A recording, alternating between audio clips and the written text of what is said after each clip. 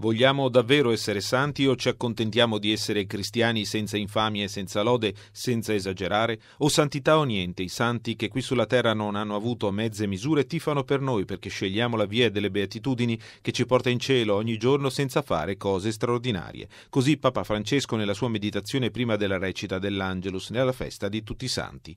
Il suo sguardo va subito sulla prima lettura che parla del cielo e di una moltitudine immensa, incalcolabile, i santi.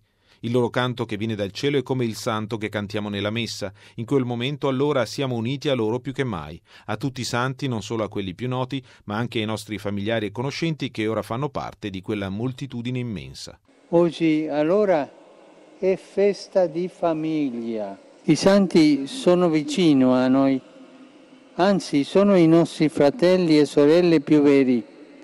Ci capiscono, ci vogliono bene, sanno qual è il nostro vero bene, ci aiutano e ci attendono. Sono felici e ci vogliono felici con loro in paradiso.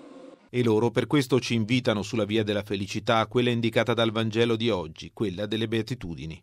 Il Vangelo dice beati i poveri, mentre il mondo dice beati i ricchi.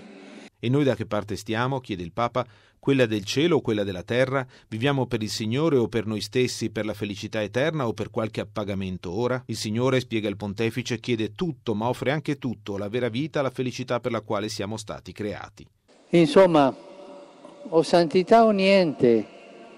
Ci fa bene lasciarci provocare dai santi, che qua non hanno avuto messe misure e da là tifano per noi, perché scegliamo Dio, l'umiltà, la mitezza, la misericordia, la purezza, perché ci appassioniamo al cielo piuttosto che alla terra.